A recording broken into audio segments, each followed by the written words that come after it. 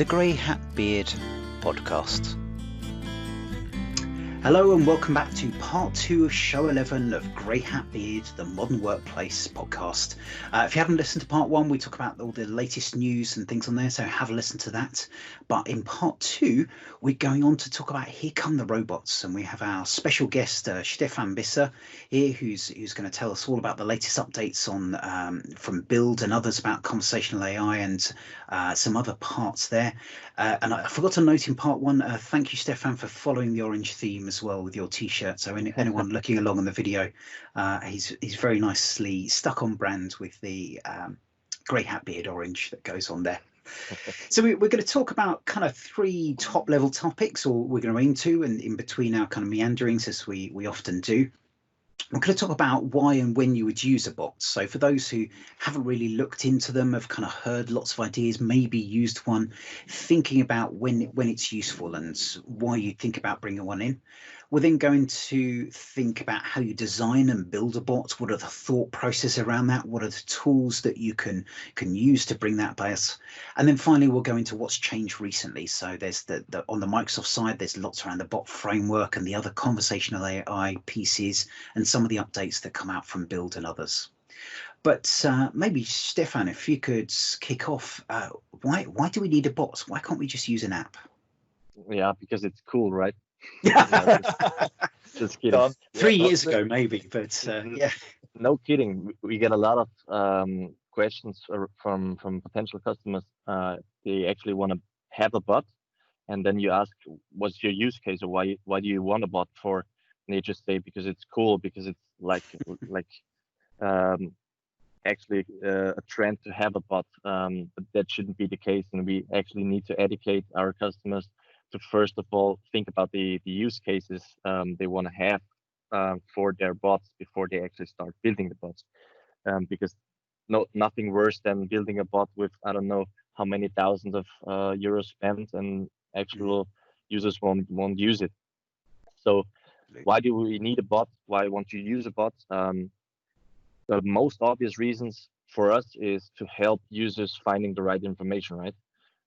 Because there's nothing worse than you as a new hire coming to your new company or whatever, and then trying to fiddle around all those information pieces and information silos within that company to actually gather your information, like how to book a vacation, where to actually request for a vacation, how to do the time bookings, where can we go for lunch and stuff like that. So that's one of the most obvious use cases, to actually have your bot being like a assistant answering your most frequently asked questions, because that's from the implementation perspective a no-brainer to actually implement that. That doesn't take a lot of implementation efforts to build a bot who's capable of answering questions.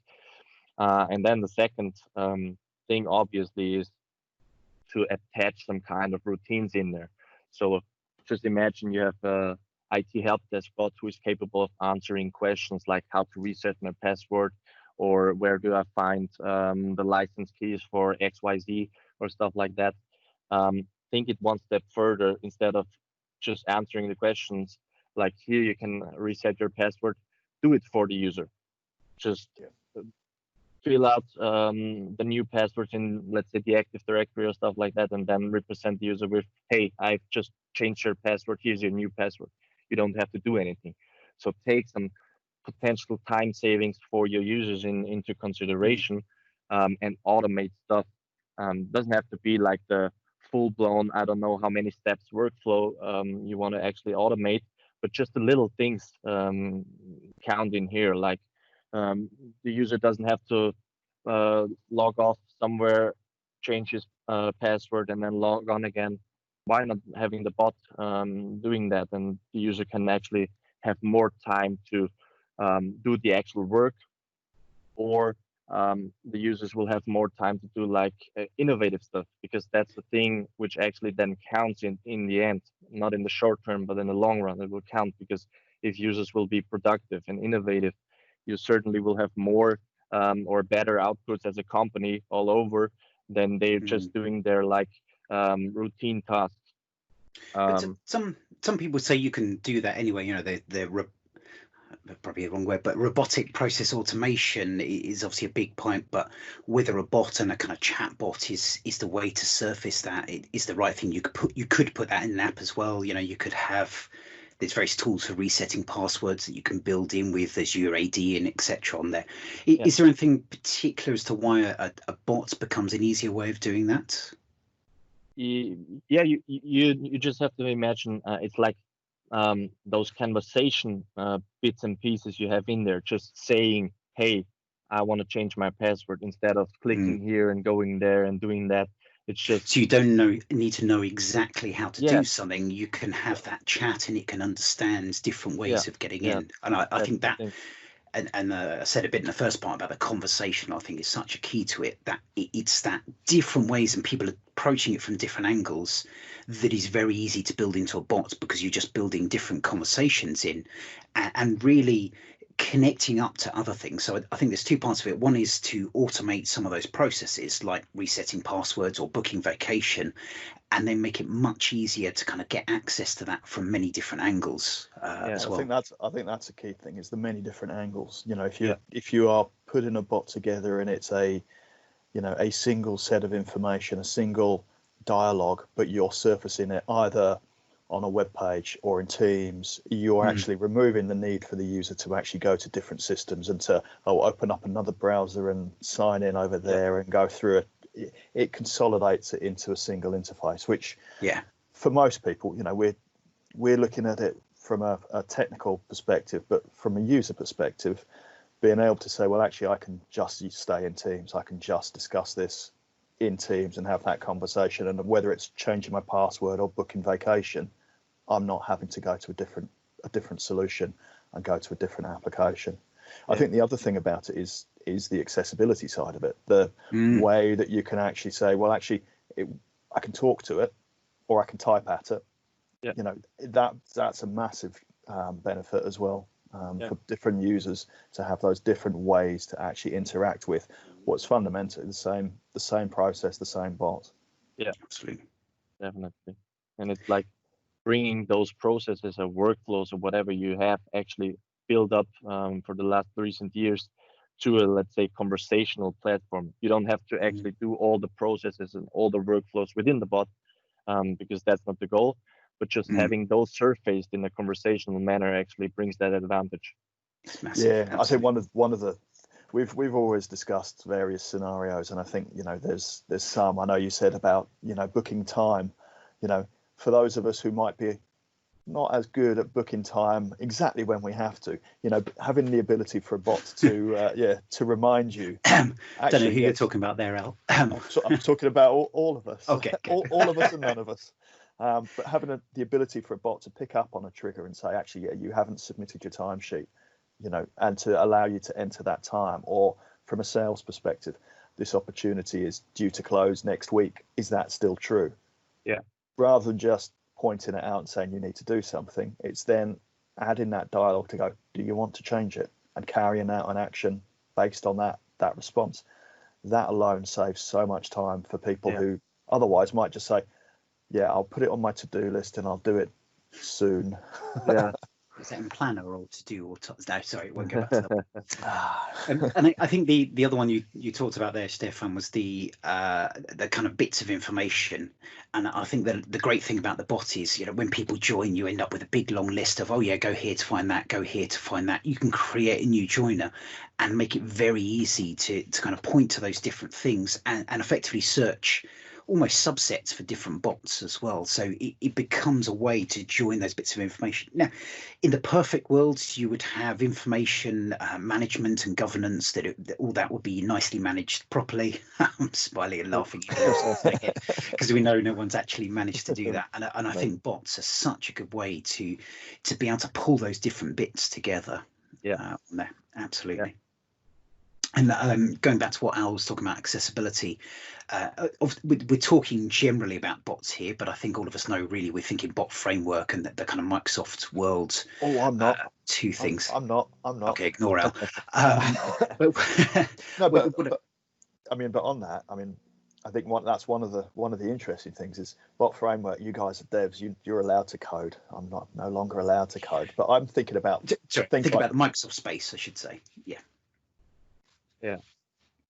I'm thinking about how I get, what you said about the data being up to date. That's always been the challenge. But as soon as you can allow people who are not technical to go in and go, right, I can update a topic, I can update a conversation, I can manage that information in a more easy interface, it suddenly becomes a lot easier to delegate that down. And I think that's where Power Virtual Agent really kicks in as being a great tool to start with. And I know they're launching new integrations with the bot framework to allow that to be, extended infinitely based on what you guys in the dev world can really do and the magic you can work.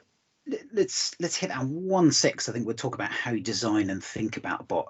The thing I was going to say about the bot framework and applies, I think, to Power Virtual Agents as well, is that ability for accessibility to turn on a channel and say, I want speech.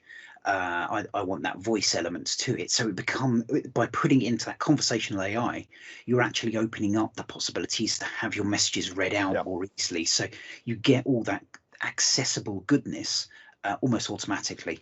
Come through, and I think it's great. Not quite automatically, and certainly getting speech in Teams is an interesting one. I think it's fair to say.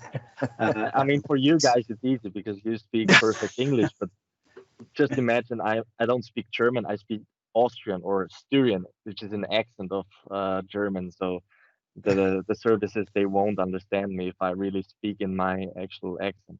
So there's a bit of a gap between, let's say, what the English speaking people will actually achieve with that and what the rest of the world will achieve with that.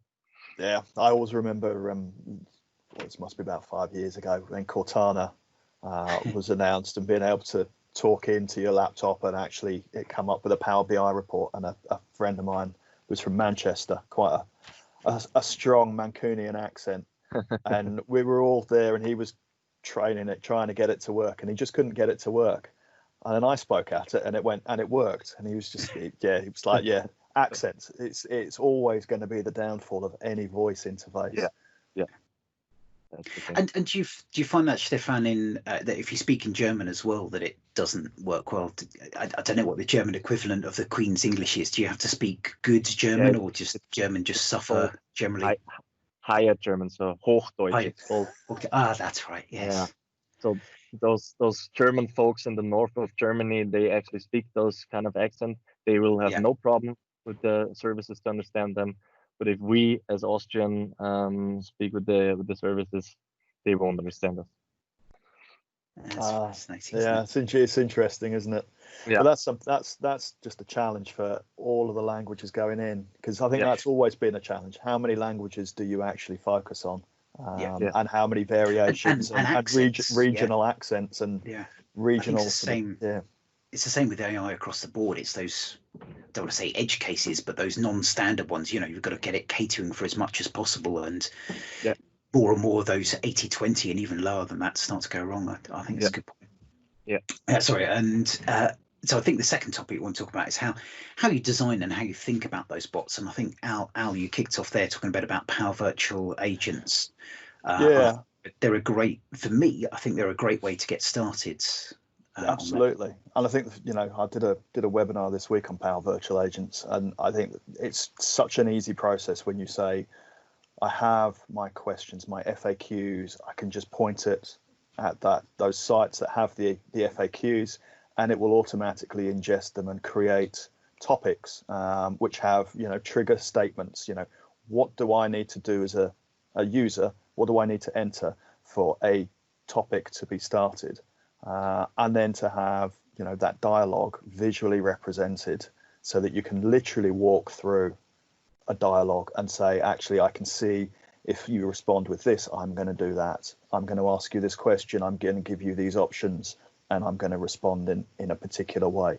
It's a really easy way for end users, the users who own the content and the information, to actually visualize it, which is really, really powerful when you start to actually work with, HR departments or worked with a university and worked with their student services who get lots and lots of questions. And they were able to use this to actually plan out the dialogues that they wanted to have with students to give them responses, which is massively powerful.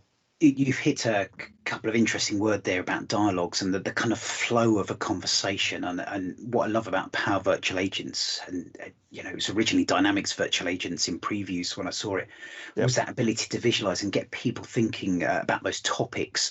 So there's groups of conversation and then the flow that happens. What happens if someone says something stupid at this point? At what point do you need to hand off to a human? At what point do you need to make an action? It really helps visualize some of that in the way that the bot framework, when it came out, didn't really build in it had the notion of dialogues, but it was very complex to kind of get the designer head over that and then bring that and get the developer to understand it, plus the other people to understand it on there. What I like now is we've got Power Virtual Agents, and I think, Stephan, you're going to talk about the bot framework Composer as well. Yep. Which I think really, again, in a similar way, opens up that ability to design things and understand those flows that take place. I think when we're thinking about the designers, the integration coming up soon with the Power Virtual Agent and the bot framework will bring those together, which will be fantastic to see. Yeah. The thing is, in most cases, you as the developer, you won't be the domain matter expert, right? So you won't actually know how your bot should behave. You just write code, but someone has to tell you what you want to achieve with that bot. And so therefore, what we actually do in most cases, there's a tool called Chatdown, and that's a pretty simple command line tool where you could actually write your complete dialogue structure in Markdown. So you just say, or you write Markdown saying bot says this, user says that, and you can actually visualize your conversation then with that Markdown file in the bot framework emulator. So you could show for instance, management board or whatever, hey, this is how your conversation could look like. It's just Markdown. We have just invested 10 minutes of writing Markdown. And if that's the case, how you and the bot should behave, we'll transform that into code. So we actually start off with what's in web development called like building prototypes or doing stuff like that with wireframing. This can be achieved with the tool called Chatdown as well. And from there on, it's interesting. We just then hit all the code and build out the dialogues and stuff. So you tend to start with Chatdown rather than in bot framework Composer. No, nowadays we'll start in bot framework Composer. But Chatdown is a tool which existed like 3 years from now, so we used that in the past. But now as Composers is G8, we tend to use Composer to actually build out the whole structure, build the dialogues. And the cool thing about Composer right now is that you can even build the whole dialogues in Composer and then just export those assets and create the bot in C# or Node.js and use those assets in your bot then as well. Nice. And I think it really helps that to get people to visualize, because I'll be honest, I haven't done anywhere near as many bot projects as I'd like on there, because I think people don't kind of get them yet. I think they don't see the value and don't quite understand it. And that's to me where the bot framework Composer, we can very quickly get something simple up and running and working nicely there with the language understanding and the ability to sort of pull in Q&A messages. You can get something quickly that looks pretty good, and then start proper conversations. It's almost the 80-20 rule. You can then get the complex bit, that complex 20%, you can have a more sensible conversation around it. And that's why I really like the tool. So you don't actually need to be a developer to sketch out the whole dialogue tree, because it's just around modeling the dialogues, right? It's not about writing the code. Of course, here and there, you just need to understand what is the switch case or how to use if-else statements and stuff like that, but you don't need to actually write that code. And if there's something which is missing, then just pull out the depths and get that going. And you can focus on those services. So maybe you're connecting to a third party, then the developers can focus on that bit and understand what needs to be brought from that, and whether it's using functions or another API, they can put there. And there's very easy hooks into that, which is great. I think that's making it easy to visualize the dialogues and to create the dialogues and design the dialogues is key, isn't it? Because otherwise you're going to spend so much time tweaking and tuning the tech, whereas actually it's the dialogue that you really need to be able to put in front of users and go, this is how it works, so they can see the benefit. Yeah, definitely. I think and I don't know if you use this as well, the other one that I've seen is a lot of people think about bots as just being text, but I think with the world of adaptive cards now, being able to give a little bit more life to it, so putting images in there, just laying out and having different columns brings it to life a lot more as well, and having different responses have different type of cards, and using the adaptive cards designer, again, you can have the designers help to build up and get involved.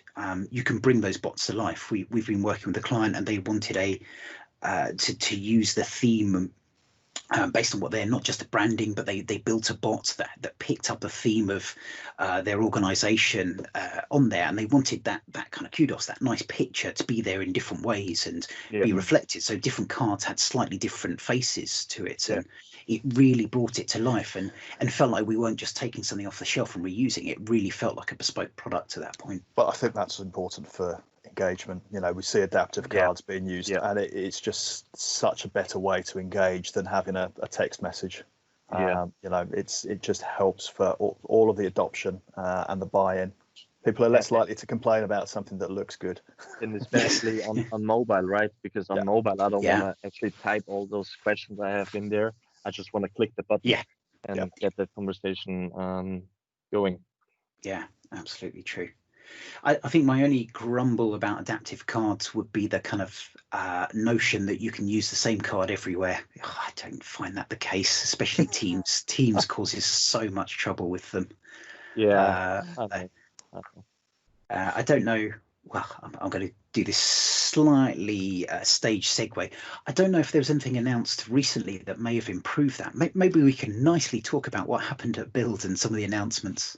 Yeah, that was almost sandwiched in. I apologise, but yeah, good chance I think to move on to that.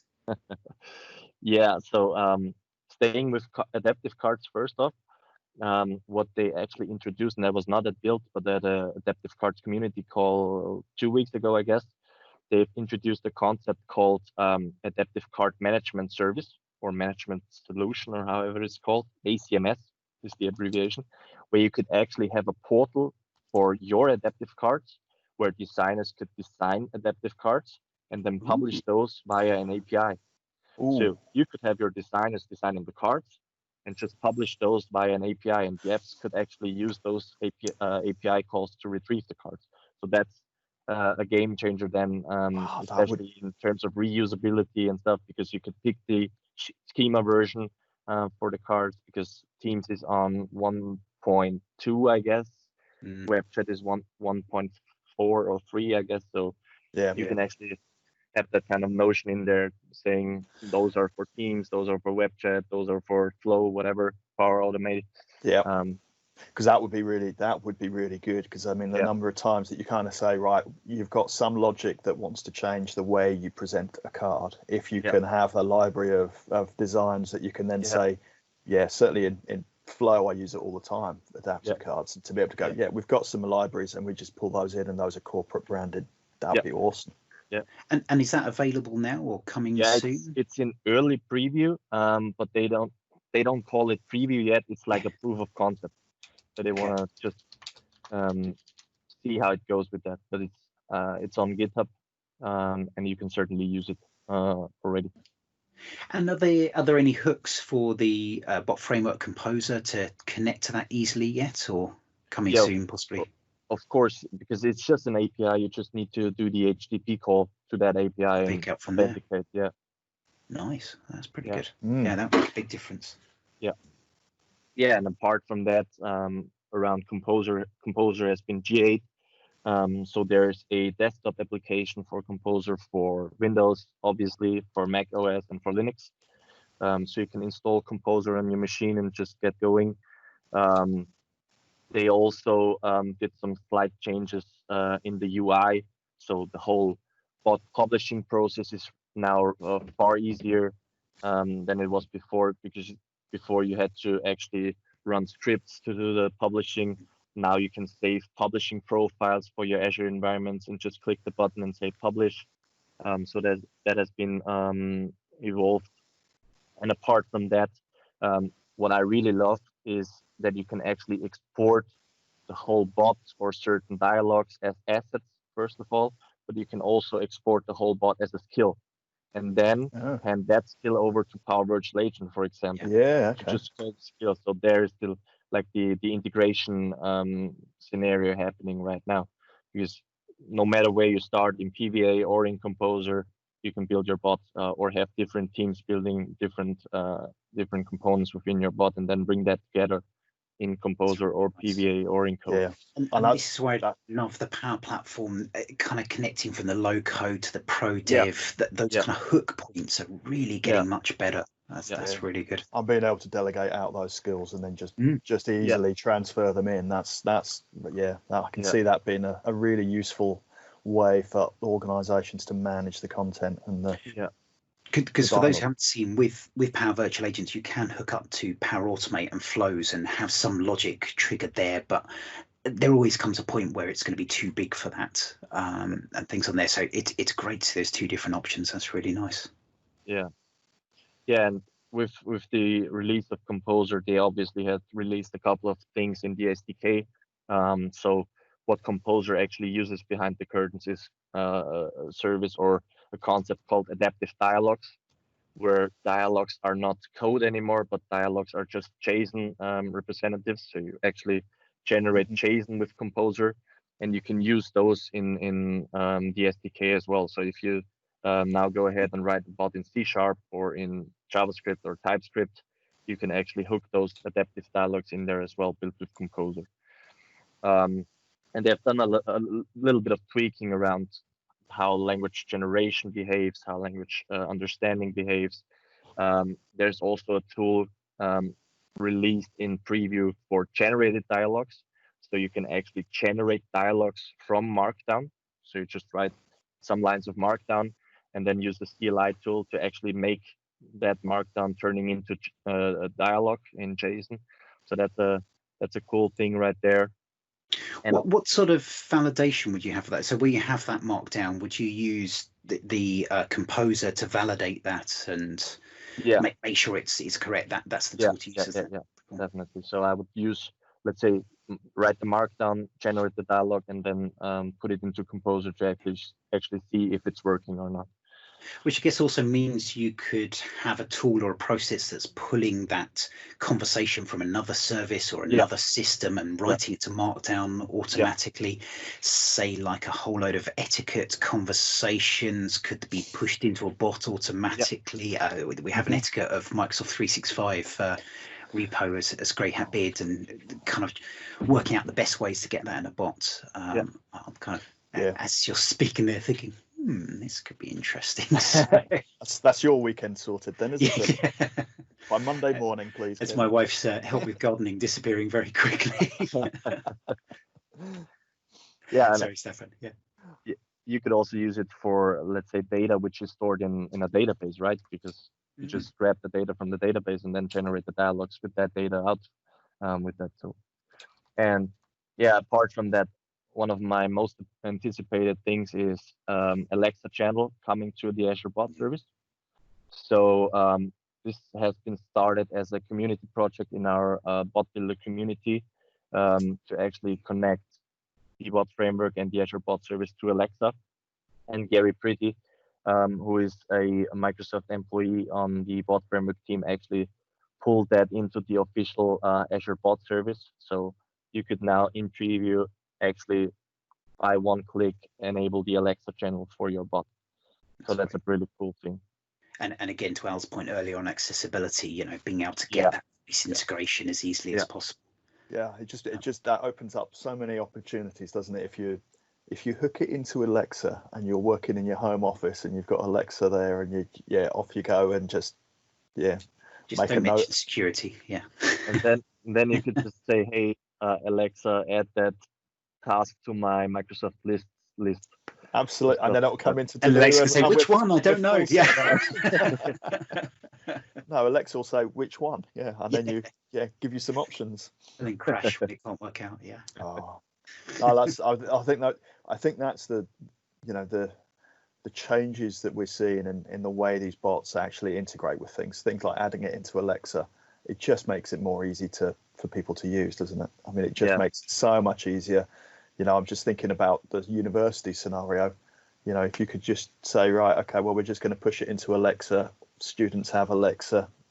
Yeah, it's just an easier way. They don't need to get a phone out. They don't need to do anything other than just say, right, Alexa, launch the student help service. I was sort of joking slightly about security, but how does that work with security? Because obviously you've got Alexa. If your bots connect up with Graph and it wants to know about your tasks, how does that work? Do you know? Or I've not figured out the exact details, but there is a thing which is there's an Azure service in the speech SDK of the cognitive services, which is called speaker recognition, and I haven't tried it out yet. But it seems like that you could actually authenticate using your voice. Wow. And then, of course, all the often scenarios with those voice-enabled channels will also work. Interesting.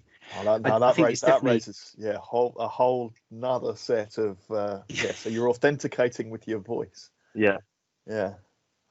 Well, there are, you know, I know banks have used that quite often as the validation that who you're speaking to. That's relatively established now, but it is worth thinking about when you're looking at bots, at things like Alexa that are either more public or more open, thinking about that security mechanism. And there is plenty you can put with bots that it doesn't matter about that content, that anyone can ask that question. But if you're thinking about your stuff, making sure you've considered that security element. I know, I can't remember which organization it was, but they were putting Alexa in all the meeting rooms to help run meetings and to kind of turn on the telly and turn on the things, make it easier for doing that. And it worked quite well, but you've just got to be cautious and make sure you've considered what it is that's being shared on there, you know. Yeah, definitely. The other one I saw and I haven't dug into was that there's also the ability to hand off to a human now, I think, in the bot frame. How does that work? So what they actually do right now is they try to integrate with the most commonly used, let's say, contact center solutions, like LivePerson is one of them. Dynamics has also this contact center capability, so they're integrating with those. And then you could just easily hand off the conversation to a human agent without actually doing the whole connection bits and pieces yourself, and let that be hosted by the bot framework SDK. So I'm quite excited to see that, because we have a lot of customers who actually have really big contact center solutions in place, and they always ask, hey, we want to integrate the bots in there, and bit of a challenge to actually do the whole fiddling around, because you have to do it on your own. You have to establish the connections. You have to make sure those are secure and stuff like that. And if this comes a part of the official SDK and you don't have to actually code that out, this will be a huge game changer in that piece as well, because certainly the bot will not have the answer to everything, and you have to deal with those kind of situations as well. And if you can actually hand off to a human person, that's the best way of handling that. So is that focused on voice, or is that assuming those agents can also handle text as well? Or? It's both. It's both for now. Nice. So you can handle text or voice. Yeah. And there's no Teams integration with that yet, or okay? Because there is a sample out there where you can connect the person who is asking something to an agent. But that's not the official part of the SDK now. Yeah, because I know there's the FAQ bot sample, I think, isn't there, that you can do that. And I was wondering if this kind of replaced that, but it sounds like they're at the moment are separate. Yeah. It's very much on that kind of agent, larger scale style almost. Yeah. Okay. Yeah, I mean, because Dynamics has had that for a while, where they Power Virtual Agent had that built in, that you can, if you get to the end of the conversation and you haven't resolved it, you go to be handed over to an agent. So I think that's taken the benefits and spreading them around, really, isn't it? Yeah. It's exciting times, isn't it, when you think about how much capability there actually is out there. It's now just trying to get clients to recognize that there are so many benefits to it. Yeah. And do you, and on that note, do you find people come to you for bots? Obviously, when you're positioned in the community, you're well known for that, or do you find you're having to go to clients to try and sell it, or a bit of both?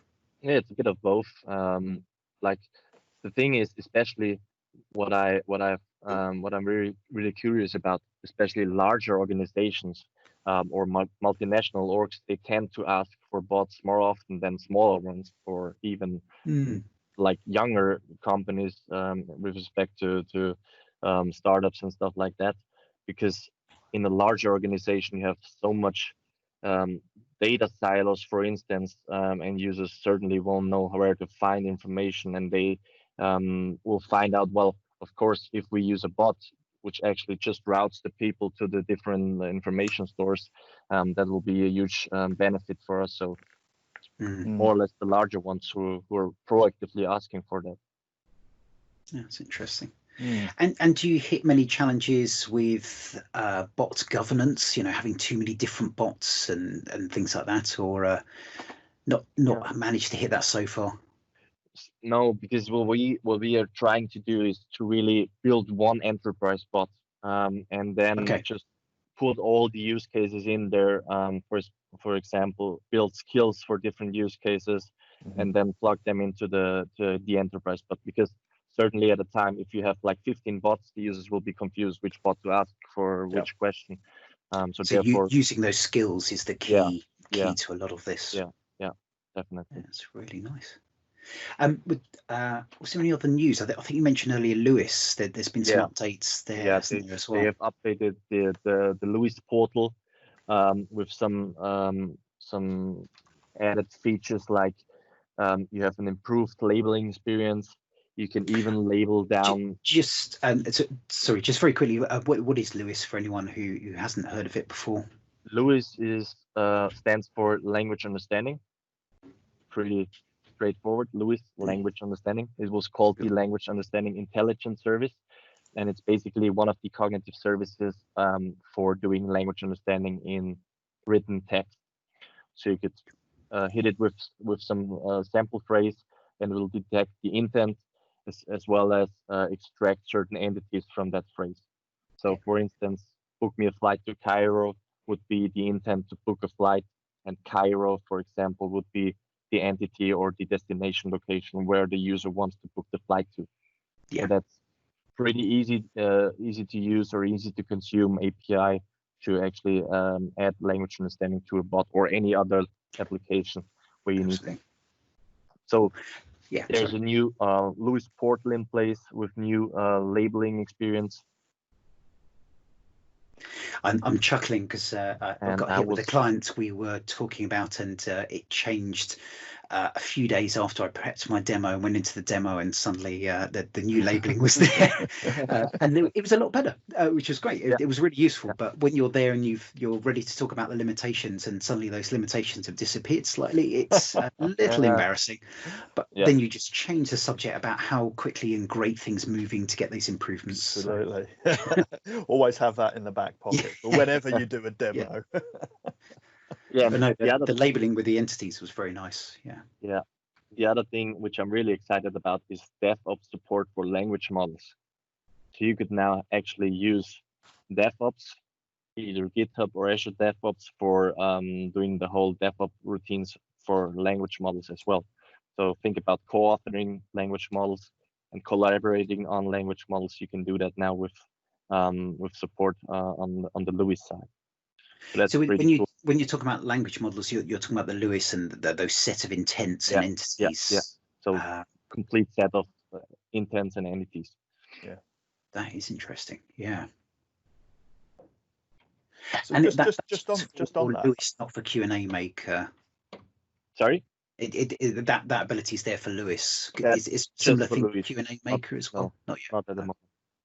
No, and I think that's one of the interesting questions, isn't it? I mean, we talked about languages being potentially a challenge when you have multiple locations where you have organizations. If you have a bot, you can translate some of it or into certain languages. How many languages are actually supported? Do you know? In respect of translation, there are more than 70. Okay. So you get all the most commonly used. You got even Klingon as a language. What would the world do without Klingon? A bot that speaks Klingon. I've been accused of speaking Klingon sometimes, but but only on a Friday night, right? Yeah, exactly. So the language coverage is pretty good, I guess. And you can build your bot in whatever language you want to, especially in Europe where you have all this, let's say, Polish and Czech and Slovakian and stuff like that. These are all supported. So, and if you've got the, I guess, the responses when you're designing the dialogues, do you have the different options for different responses and to manually translate each of those and validate them, or is there a way to use the automated translation services to actually do that, so you don't have to actually author all of the dialogues in each of the languages? Yeah, what we actually do is, if we're building a multilingual bot, we just focus on one language the bot actually speaks. Yep. And then use translation to translate the input and translate the output as well. So we just build the bot once, model the dialogues once, and then just use translation to build to translate things. Yeah, that's good. I mean, and that's just one of the things that 10 years ago you would have looked at it and gone, oh no, I've got to translate it manually and find somebody who speaks all of those languages. So yeah, to be able to do that must save so much time for a multinational. Yeah, definitely. I loved it. Was at the last, I think you were there at the European SharePoint conference, and it's great seeing the people from Microsoft and others come over from America. Suddenly got bombarded with multi-language questions that they haven't really thought about too much, because they come to Europe and suddenly there's all these different languages. No, it's just slightly different accents. That's all we need to worry about, isn't it? Yeah, it's good, and it's a reminder. And I think, Al, we work mostly with kind of UK clients, but we sort of hit the language question quite often as well, and more and more. Yeah, I mean, I think it's certainly, I can think of one client that we're working with, and we were talking about multilingual and for SharePoint and for bots, and it's one of those prerequisites. Can we translate it? Yes or no?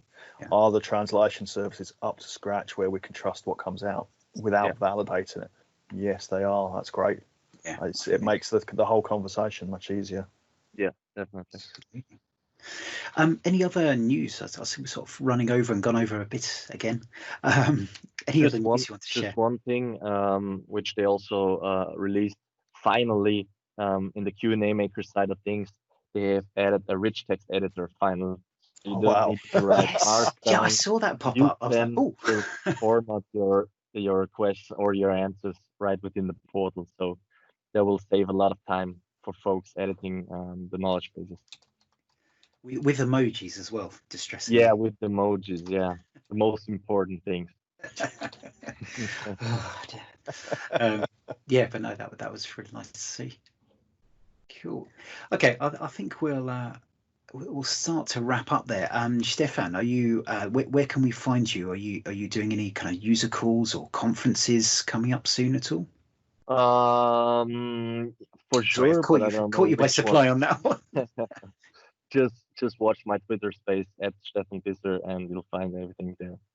Fantastic. So we'll have a look at that. I'll pick up. I think you're speaking at ESPC, aren't you, in Amsterdam in November? Assuming everything goes ahead, and I'm sure they're nervously keeping an eye on the news. But I'm hoping that's going to be the next big everyone getting together.